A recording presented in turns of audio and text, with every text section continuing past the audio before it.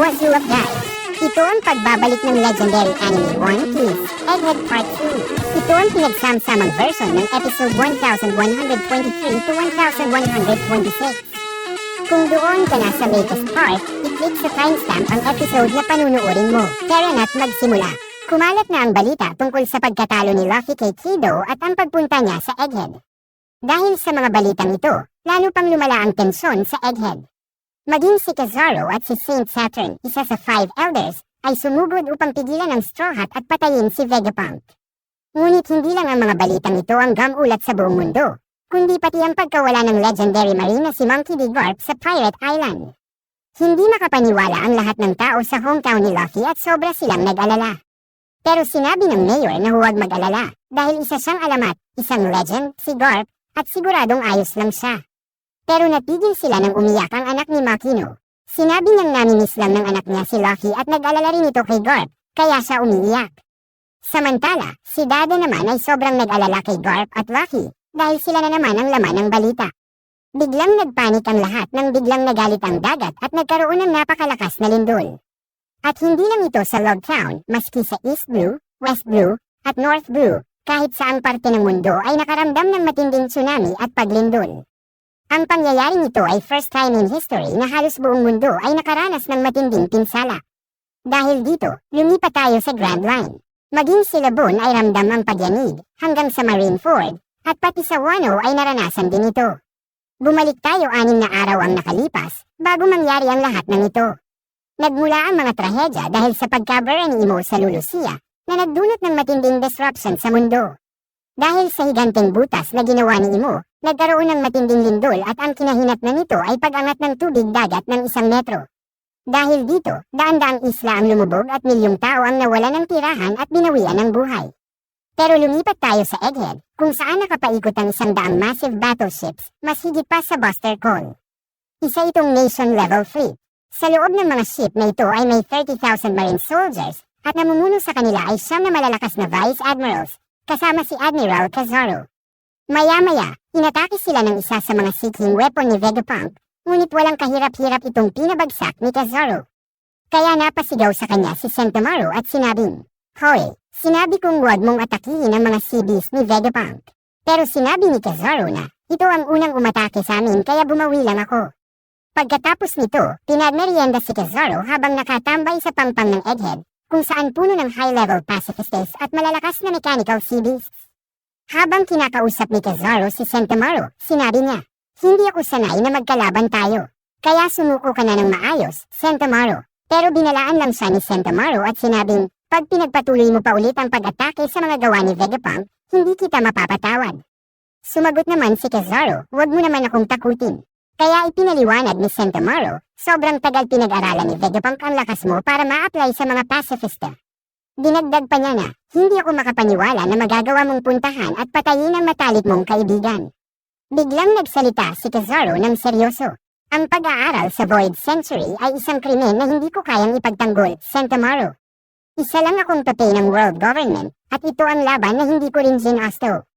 Agad naman nainis si Sentomaru sa sagot ni Kizaru, kaya napatanong si Kizaru, "Mukhang sablay ang assassination attempt ng CP0, ha?" Sumagot si Sentomaru, "Dahil yan sa kabutihan ni Luffy." Lumipat naman tayo sa barko, kung saan inutusan ni Saturn ang isang vice admiral na huwag ipaalam sa iba na andito siya. Sinabi pa niyang masaya siya sa kumalat na balitang hinostage ni Luffy si Vegapunk. Sabay paliwanag ng vice admiral, napakaraming pumoprotekta kay Vegapunk gaya ng mga Seraphim, high-level pacifista, at higit sa lahat, ang Straw Hat Pirates. Dinagdag pa niya na, sablay lahat ng ataking pinadala natin, maski ang CP0. Wala ring makapasok o makalabas sa isla dahil sa matinding barrier na ginawa ni Vegapunk. Kaya hanggang ngayon, hindi pa rin tayo makapasok. Pero nagulat ang Vice Admiral nang biglang sabihin ni Saturn, "Patayin ang lahat ng mga naka-evacuate at nakaalis sa isla." Kahit ayaw niya ang utos, wala siyang choice kundi sumunod. Maya-maya, may tumawag sa Navy Fleet. Naiirita si Kizaru dahil kumakain pa siya, pero sinagot nila ang tawag. Lahat ng mataas na opisyal ay nagulat nang nagpakita si York at nagreklamo. "Bakit niyo ako papatayin? Ako ang nagbibigay sa inyo ng impormasyon. Isa akong traidor kay Vegapunk." Pero sagot ng elders, "Imbensyon ka pa rin ni Vegapunk at hindi ka mapagkakatiwalaan. Agad namang may pumasok na ideya sa isa sa mga elder. Bigla niyang sinabi, "Sige, nagbago na isip namin, York." Sabay tanong, "Kaya mo ba gumawa ng Mother Flame?" Dahil dito, natuwa si York at sinabing, "Wow, talagang gusto niyo yun, ha?" Sagot ng elder, "Oo, gustong-gusto namin makahawak ng ganong enerhiya." Kaya sinabi ni York, "Alam ko kung paano." At andito sa isla ang lahat ng kailangan para buuin ito. Agad namang kinabahan si Sentomaro habang sinasabi ni York ang kanyang hiling sa elders. "Huwag niyo akong sasaktan at huwag niyong sisirain ang isla." Dinagdag pa niya, "Gawin niyo rin akong isang celestial dragon." Wala nang isip-isip pa, pumayag agad ang 5 elders sa hiling ni York. Biglang nagsalita si York habang nag-iba ang tono ng boses. "Okay, deal. Kaya ngayon, iligtas niyo muna ako dahil papatayin ako ni Straw Hat Luffy." Sinigaw ito ni York habang umiiyak. Nabigla ang lahat sa narinig at sobrang nagtaka. Todo iyak si York. At ang totoo pala, kaya niya ito nasabi ay dahil pinilit siya nila Luffy na gawin ito. Pagkatapos makausap ni York ang elders, sinabi ni Zoro, "Wala na tayong kailangan sa kanya. Dapat na siyang patayin." Mas lalo itong nagpaluha kay York. Pero sinabi ni Luffy, "Well, gagamitin natin siya bilang shield para makatakas." Habang nagpapagaling sina Robin at ang iba pa mula sa matinding labanan, inis na inis si Usopp kay York. Imbes na makatulong, nagdagdag pa ng problema. Hindi pa sinunod ang sinabi nating script, binuking pa tayo sa mga elders. Pero agad nang umiti si Luffy.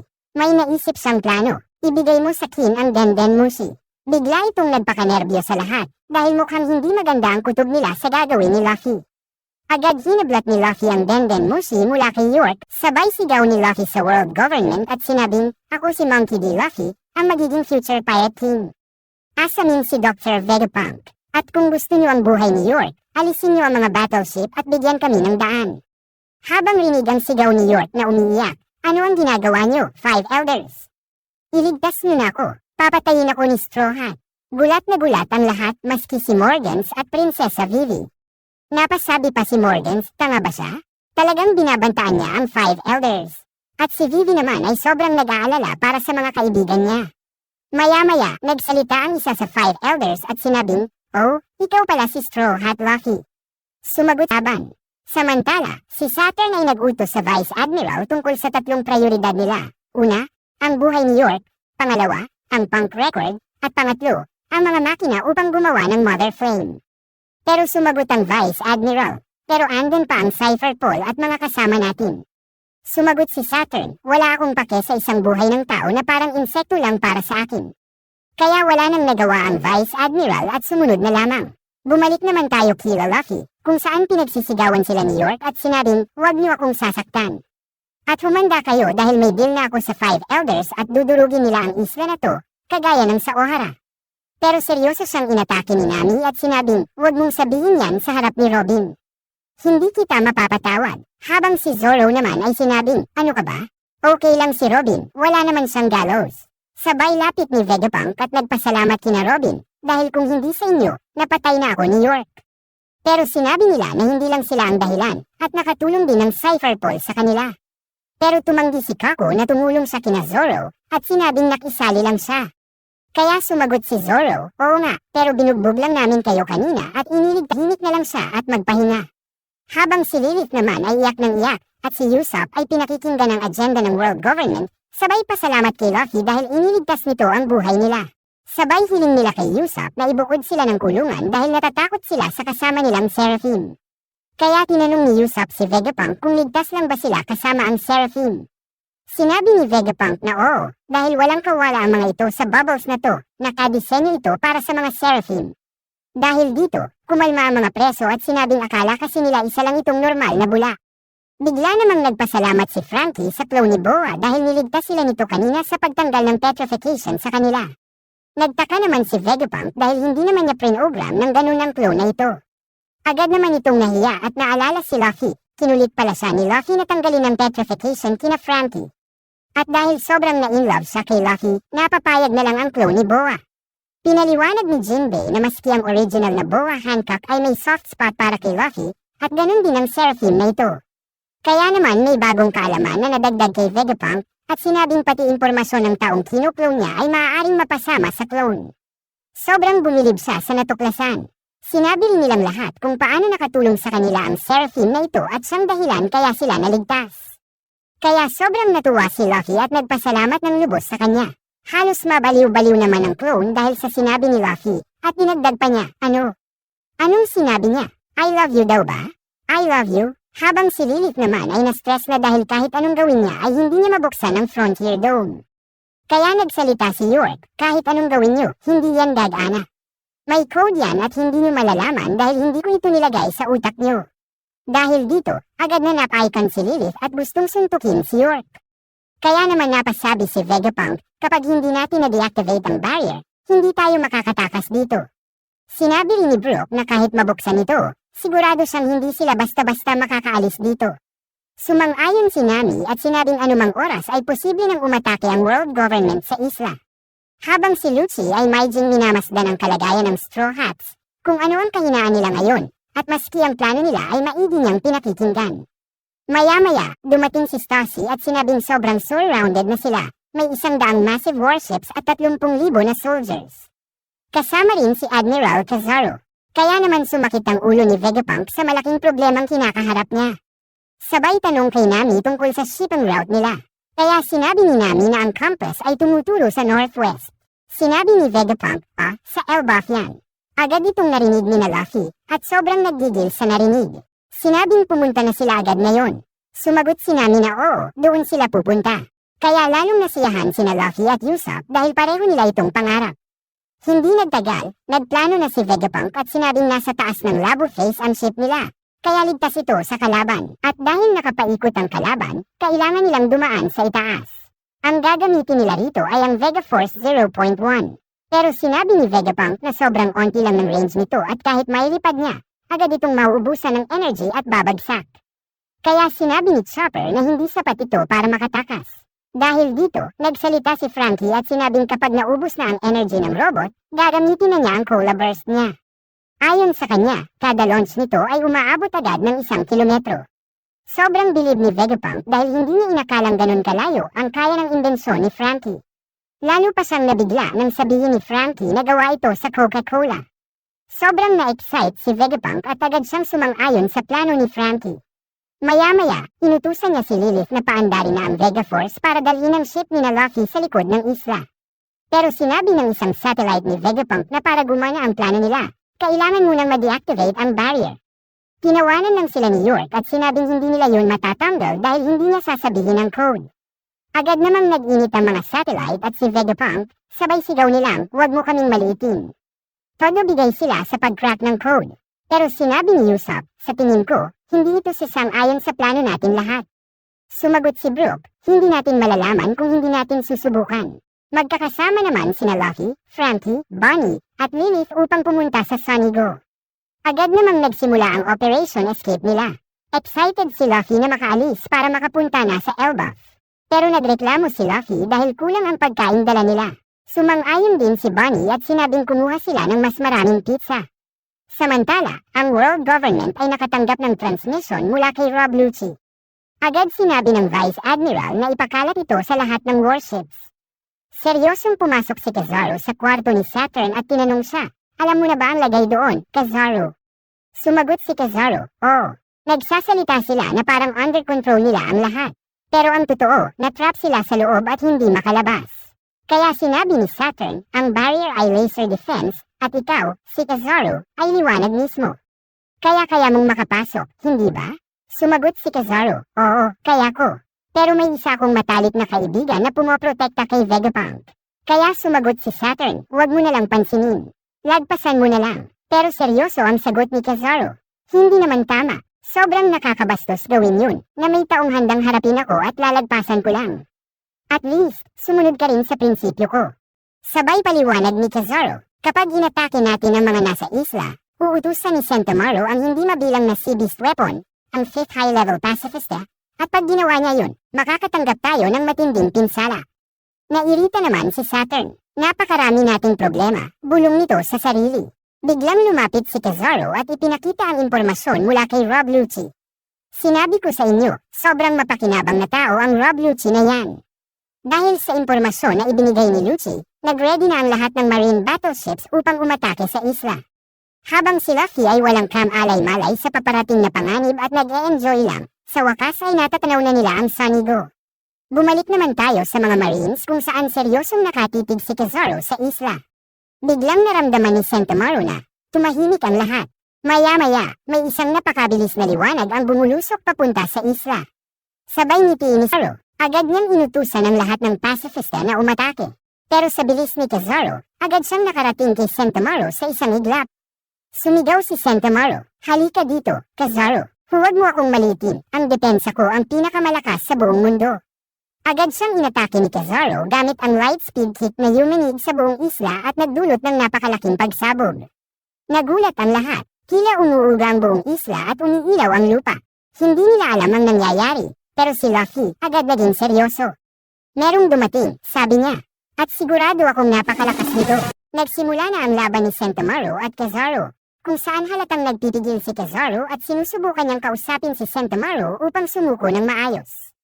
Pero hindi papapigil si Sentomaru at determinado siyang protektahan si Vegapunk kahit buhay pa niya ang kapalit. Kaya nagpatuloy sila sa paglalaban na nagdulot ng isang malaking pagsabog sa isla. Kasunod nito, dahil umatake na ang kanilang pinakamalakas na armas, sumunod at sumugod ang mga Vice Admirals. Agad silang sinalubong ng mga pacifista, pero ginamit na nila ang kanilang napakaraming warships upang atakihin ang mga ito. Dahil dito, matagumpay na nakasampa sa isla ang mga napakalalakas na Vice Admirals. Habang ginaganahan na ang mga Marine soldiers, nabigla sila nang magsilabasa na ang mga Sea Beast weapons ni Vegapunk at agad silang inatake ng iba't ibang uri nito. Isa-isa nitong pinabagsak ang napakaraming warships. Kabang-kaba sila at hindi alam ang gagawin kung paano mapipigilan ang mga halimaw na ito. Pero may isang Vice Admiral na dumating at sa isang napakalakas na suntok, pinabagsak niya ito sa isang atake lang. Sa isla naman, isa-isang pinabagsak ng mga Vice Admiral ang mga high-level pacifista ng walang kahirap-hirap. Habang nangyayari ito, kinakabahan si Usopp habang pinanunood ang paglusob ng world government sa isla. Pero sinabi ni Vegapunk na huwag mag-alala dahil hanggat buhay si Sentomaru, matindi ang depensa ng isla nila dahil kaya niyang utusan ang mga pacifista at mga Seraphim. Pero sinabi ni Usopp na may halong kaba. Paano kung itumba nila si Sentomaru? Hindi ba yun ang plano nilang gawin? Bago pa man makasagot si Vegapunk, agad silang natakot lahat dahil nakita nila si Kizaru, nakapasok na agad dito sa isla. Nagsalita naman si York, "Wala na, tapos na kayo, andito na si Admiral Kizaru." Pero agad siyang tinutulan ni Zoro gamit ang espada niya, sabay sabing, "Manahimik ka, huwag mo kaming malitin." Pero hindi may kakailan ng Straw Hats na may trauma pa rin sila dahil sa ginawa sa kanila noon ni Kizaru na hindi nila makakalimutan. Sinabi rin ni Chopper na wala silang laban noon kay Kizaru at tinalo lang silang lahat ng walang kahirap-hirap na siyang nagdulot ng pagkakawatak-watak nila dati. Nang malaman ni Vegapunk na naglalaban sina Kizaru at Sentomaru, hindi na siya mapakali at hindi na makafocus. Sabay sabi niya sa sarili, "Hindi ako makapaniwala na darating sa puntong kailangan mong kalabanin si Kizaru. Patawad, Sentomaru, masyadong masakit para sa iyo ang laban na yan. Hindi kita masisisi kung tatakbo ka at tatakas." Pero pinilit siyang mag-focus ng mga satellite niya at huwag magpalamon sa emosyon. Kaya naman pinilit ni Vegapunk na magpakatatag kahit sobrang nasasaktan na ang damdamin niya sa nangyayari. Habang na-overwhelm na si Sentomaru sa lakas ni Admiral Kizaru, kahit alam niyang hindi siya nito sineseryoso, pagkasipa ni Kizaru kay Sentomaru ng napakalakas, agad niya itong inatake gamit ang kanyang light fruit. Sabay takbo si Sentomaru, may mabigat na dibdib habang sinasabi, "Sorry, tanda, may pangako ako kay Straw Hat Luffy." Kaya nagsalita si Kizaru, "Kay Straw Hat Luffy, kailan ka pa natutong makipagkaibigan sa isang pirata?" Todo takbo si Sentomaru upang takasan ang atake ni Kizaru. Hinawakan niya ang kanyang armas at sabay sigaw na may mabigat na damdamin, "Kahit sinong kakampi, okay lang sa akin, basta protektahan si Vegapunk." Umatake agad si Sentomaru ng napakalakas, pasugad kay Kizaru. Sa tindi ng atake niya, sa wakas nakatama siya kay Kizaru at nahati ang katawan nito. Pero nabigla siya nang unti-unting bumalik at nabuo ito, na parang walang nangyari. Habang nakatulala si Kizaru, may lungkot sa mukha niya, at naalala ang nakaraan kung saan una niyang nakita si Sentomaru. Flashback, bumalik tayo sa nakaraan, kung saan may misyon sina Vegapunk at Kizaru, patayin ang mga wild bears dahil delikado ito sa mga normal na tao. Habang naglalakad sila, may narinig silang sigaw ng isang bata. Agad nila itong tinignan. Nang makita nila ito, nabigla sila, isang damakmak na patay na wild bear ang nakahandusay, at isang maliit na bata lang ang gumawa nito. Napasabi si Kizaru, "Ang weird naman, inutusan akong ubusin ang mga wild bears dito, pero ginawa lang ito ng isang bata." Kaya tinanong nila para makasigurado, "Ikaw ba ang tumalo sa mga wild bears na yan?" Sumagot si Sentomaru, "Oo, tinalo ko sila gamit ang sumo." Nabilib si Vegapunk at sinabing, "Ang lakas mo, bata. Saan ka nakatira?" Sumagot si Sentomaru, "Wala akong tirahan. Ayoko sa village dahil mahihina sila." Pero hindi naniwala si Kizaru at sinabing, "Sigurado akong kick out ka lang." Kinabahan si Sentomaru at iniwas ang usapan. "Malakas ako at hindi nagugutom, pero gusto ko ng trabaho, gusto ko ng pera." Kaya tinanong siya ni Vegapunk, "May gusto ka sigurong bilhin, bata?" Sumagot agad si Sentomaru, malakas ang boses, "Gusto ko ng rice bowl." Sabay kalam ng sikmura niya sa sobrang gutom, na sobrang nagpatawa kay Kizaru at sa kanilang lahat. Pagkatapos nito, agad siyang inalok ni Vegapunk na maging kanyang bodyguard. Walang isip-isip, agad pumayag si Sentomaru dahil matagal na niyang gustong magkaroon ng trabaho. Simula noon, palagi na siyang kasama ni Kizaru at Vegapunk. Palagi niya itong tinatawag na tanda o Lolo Kizaru. Kay Kizaru din nagpatur si Sentomaru upang mas lumakas pa at maprotektahan si Vegapunk. Habang iniisip niya ito, sinabi ni Kizaru na napaka-cute ni Sentomaru nung bata pa at ginawa niya ang lahat para maturuan ito at mapalaki ng maayos. Siya ang tumayong ama ni Sentomaru noon kaya sobrang bigat ng loob ni Kizaru nang ma-realize niyang hindi na madadaan sa usapan ang laban na ito at kailangan niyang itumba ang dating batang tinuring niyang anak para lang sundin ang utos ng gobyerno. Pero hindi na sumagot si Sentomaru. Agad siyang umatake kay Kizaru at solid na tumama ito. Ngunit kinabahan siya ng todo nang maramdaman niya ang sulyap sa totoong lakas ni Kizaru. Sabay sinabi nito sa kanya, "Hindi ba sinabi mo na ang depensa mo ang pinakamalakas? Nakalimot ka ata. Ako ang nagturo sa'yo, at higit na mas malakas ang akin." Sabay atake gamit lang ang isang daliri. Pinabagsak niya si Sentomaru at pinayanig ang buong isla. Pagkatapos niyang patumbahin ang kanyang itinuring na anak, halatang ayaw talaga ni Kizaru ang ginagawa niya. Sobrang nasasaktan na ang damdamin niya, pero wala siyang magawa dahil ito ang trabahong sinumpaan niya. Kinuha niya ang authority chief ni Sentomaru at inutusan ang mga pasifista ng bagong misyon.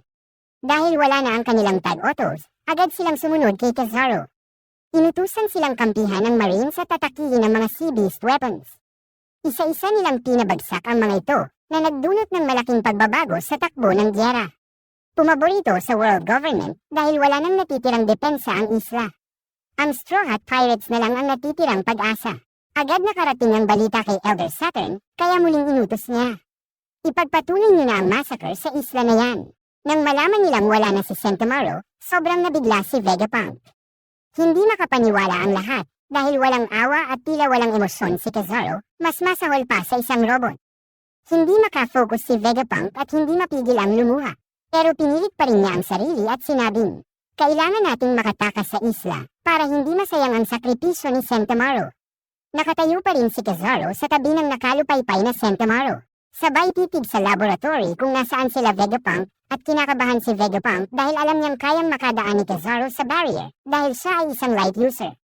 Sobrang kinabahan si Usopp at sinabing, "Trauma pa tayo sa ginawa niya noon sa atin." Ilang segundo lang, makakapasok na ito sa laboratory. Habang nakatitig si Kizaru sa laboratory, nagsalita siya, "Long time no see, Straw Hat Pirates." Sabay balusok paakyat sa laboratory. Samantala, sina Luffy ay nakasakay sa Vega Force, dala-dala ang kanilang barkong Tofu. Kain naman ng kain si Luffy at si Bonnie, inuubos ang stock nila para sa biyahe.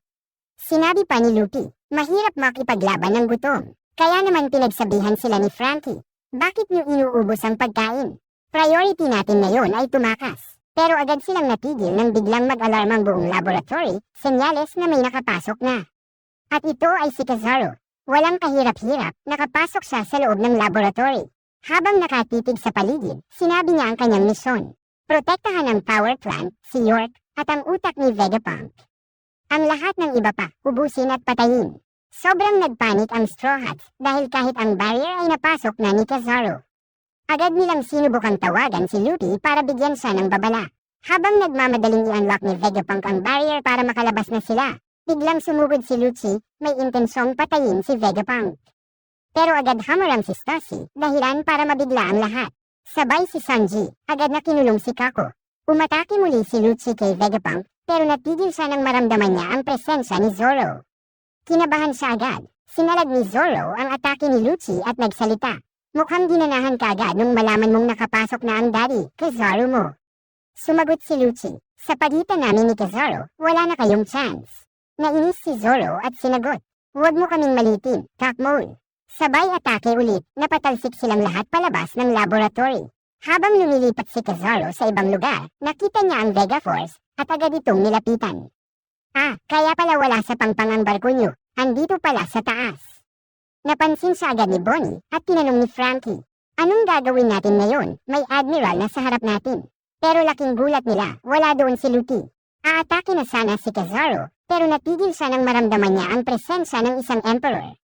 Sabay bate, long time no, pero bago pa niya matapos ang sasabihin.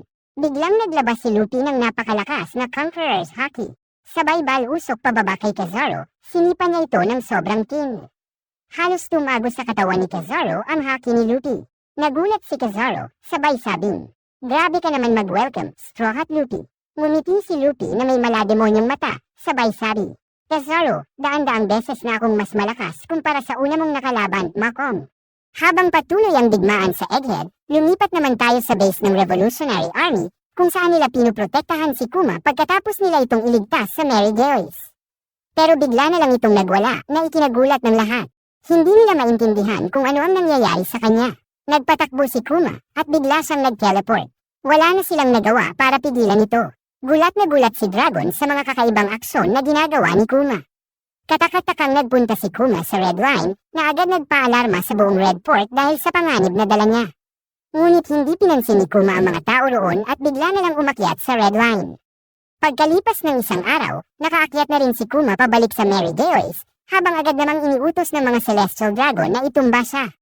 Pero kahit anong atake nila, tinatangklang ni Kuma, parang baliw na derderetsong naglalakad ng walang clue kung saan papunta. Hindi nagtagal, bumagsak si Kuma, at nang subukan niyang tumayo, agad siyang hinampes ng mga Royal Guards. Kaya naman agad niyang ginamit ang kanyang Ultra Shock Attack na naglabas ng napakalakas na shockwave na nagpabagsak sa lahat. Hinihingal na si Kuma at halos hindi na makagalaw. Pero mas lumaki pa ang problema niya nang biglang dumating si Fleet Admiral Akainu, ang pinaka-brutal na marine. Sinabi nito kay Kuma, ano, pinaplano niyo? Umatake ang revolutionary nung nakaraang araw, ngayon ikaw naman. Humanda ka, mamatay ka, Kuma. Sa kabilang banda, ang mga top-mole na Celestial Dragon ay tinatapakan pa ang mga Royal Guards at sinisigawan si Akainu. Hoy, wala kaming lobster na ulam kagabi. At ngayon lang ito nangyari, anong nangyayari sa Mary Geoise at ang daming nakakapasok para saktan kami. Gawin mo trabaho mo at patayin mo ang slave na yan. Kaya agad binalaan ni Akainu si Kuma. Kung hindi ka namin makokontrol, hindi ko hahayaang makawala ang isang delikadong tao na kagaya mo. Kaya papatayin na lang kita. Biglang umatake si Akainu at winasak ang kalahating katawan ni Kuma.